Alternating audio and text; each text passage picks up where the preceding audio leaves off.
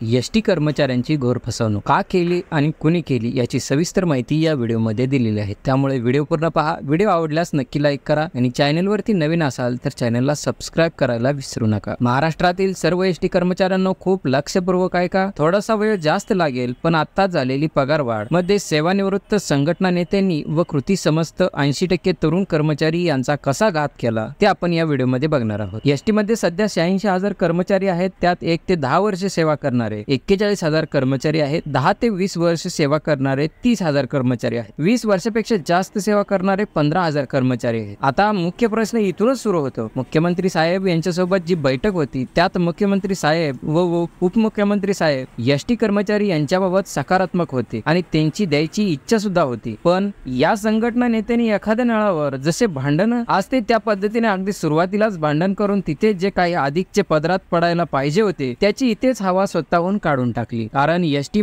मधील संघटना नेत्यांमध्ये एकजूट नाही, पण ते पुढे अजून काय बोलायची गरजच नाही, कारण कुठल्याही सरकार अशा फूट पडावी अशा संधीची वाटच पाहत असते। पण इथे शिंदे साहेब हे गरिबीतून वर आलेले व्यक्ती आहेत, म्हणून त्यांनी गोरगरिबांना एसटी कर्मचारी यांच्यासाठी स्वतःच भांडण मिटवले, कारण त्यांना एसटी कर्मचाऱ्यांना काहीतरी द्यायचे होते, मुख्यमंत्री साहेबांना द्यायचे होते। पण एसटी मधील मोजकेच निवृत्त झालेले संघटना नेत्यांनी अगोदर स्वतःचा स्वार्थ दिसला, कारण मुख्यमंत्री साहेब हे उपमुख्यमंत्री साहेब पाठीमागचे सोडून द्या, कारण आघाडी सरकारने काय केले हे न पाहता चालू महिन्यापासून आहे त्या बेसिक वर सर्वांना सरसकट 6 ते 7 हजार पगारवाढ द्यायला अनुकूल सुद्धा होते आणि तशी त्यांची मानसिकता सुद्धा होती। आणि समजा जर असे झाले असते तर ज्यांचे बेसिक आज 20,000 आहे त्यांचे बेसिक 26 ते 27,000 झाले असते आणि ज्यांचे बेसिक 24,000 आहे त्यांचे बेसिक 30 ते 31,000 झाले असते आणि एसटी मधील 1 ते 10 आणि 10 ते 20 दोन्ही मिळून 71,000 कर्मचाऱ्यांना याचा सर्वात जास्त फायदा झाला असता। पण एसटी मधील कृती समिती मधील जे संघटना नेते होते त्यात काही जण गेल्या वर्षी निवृत्त सुद्धा झाले आहेत, तर काही जण 6 महिन्यात 7 महिन्यापूर्वी निवृत्त झाले आहेत। यामध्ये कामगार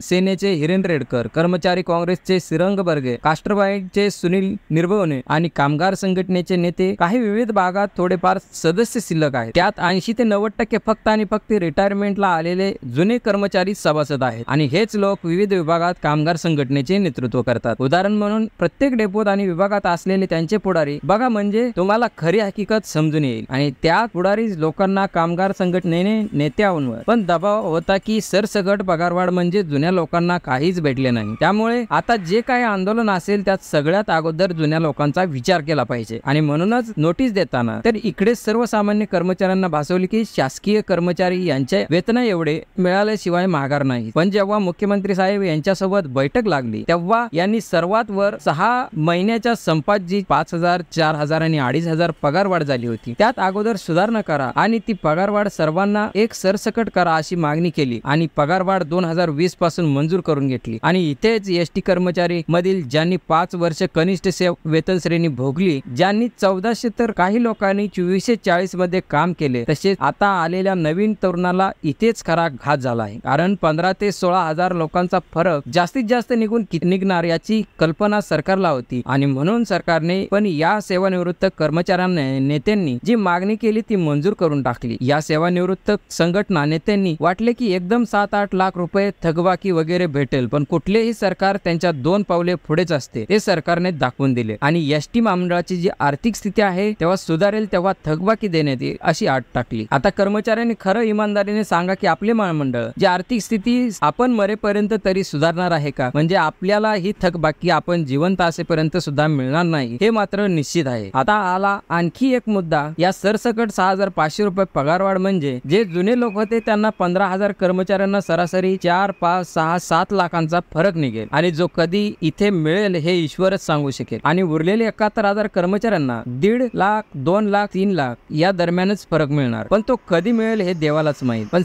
सेवानिवृत्त संघटना नेत्यांनी अर्थातच श्री रेडकर, श्री बर्गे, श्री निर्भवने यांनी आणि कामगार संघटनेचे ताटे आणि शिंदे यांनी, इंटकचे तिगोटे यांनी त्यांच्या विविध आकारातील आणि विभागीय वयस्कर पुढारी लोकांसाठी 71,000 कर्मचाऱ्यांना फसवले आहे, कारण हाच 71,000 कर्मचारी प्रत्येक आंदोलनात सर्वात पुढे असतो, पण त्यांच्या भविष्याची खूप मोठी दगाफटका यांनी केली आहे। जसे 2009 वाल्यांसोबत झाले तेच सुद्धा 71,000 कर्मचारी यांच्यासोबत झाले आणि हे कशासाठी तर त्या मोजक्या 15,000 लोकांच्या फरकासाठी, कारण का ते स्वतः आता नेते सुद्धा अलीकडेच रिटायर झाले आहेत. म्हणून पण हीच पगारवाढ जर त्या बेसिक वर सरकार सर्वांना मागील सरकारमधील आम्हाला काहीही मागू नका आणि आतापासून सर्वांना 6 ते 7 हजार मूळ बेसिक मध्ये द्यायला तयार असताना ही पगारवाढ का घेतली नाही असा प्रश्न पडतो. कारण 7,000 मूळ बेसिक वर पगारवाढ झाली म्हणजे त्यावर एकदम खालच्या लहानातल्या लहान शहरातील 8% घरभाडे आणि 46% महागाई भत्ता जरी पकडला तरी 7,000 गुणिले 8% घरभाडे व 46% महागाई भत्ता असे एकूण 54%. 7,000 गुणिले 54% बरोबर 10,780 रुपये म्हणजे सर्वांना 10,780 रुपये पगारवाढ होत. या प्रत्येक मोठ्या शहरामध्ये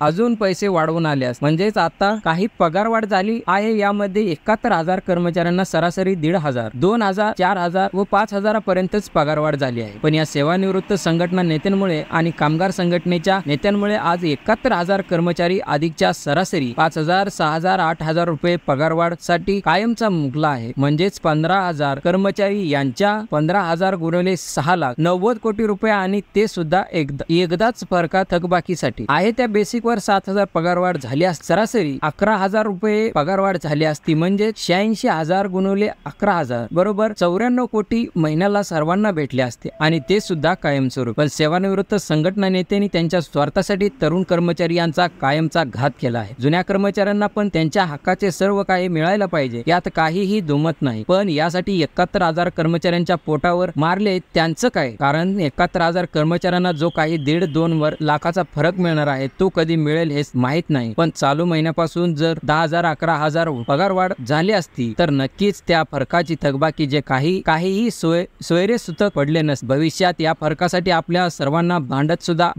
सुद्धा आले आहे किंवा कोर्टात गेल्यावर तर आज ना उद्या न्याय मिळालाच असता. पण फक्त आणि फक्त सेवानिवृत्त कर्मचारी नेत्यांमुळे आणि कामगार संघटनेच्या कुचकामी नेतृत्वामुळे एसटी मधील 71,000 कर्मचारी कायमचा चांगल्या पगारवाढाने मुकला आहे. मात्र निश्चित हा 71,000 तरुण एसटी कर्मचारी या कृती समितीला आयुष्यात कधीच माफ करणार नाही. या व्हिडिओ बद्दल तुम्हाला काय वाटते? तुमच्या प्रतिक्रिया आमच्यापर्यंत नक्की कळवा व असेच नवनवीन व्हिडिओ पाहण्यासाठी चॅनलला लगेच सबस्क्राईब करा जेणेकरून अपडेट व्हिडिओ लगेच पाहायला भेटतील. धन्यवाद.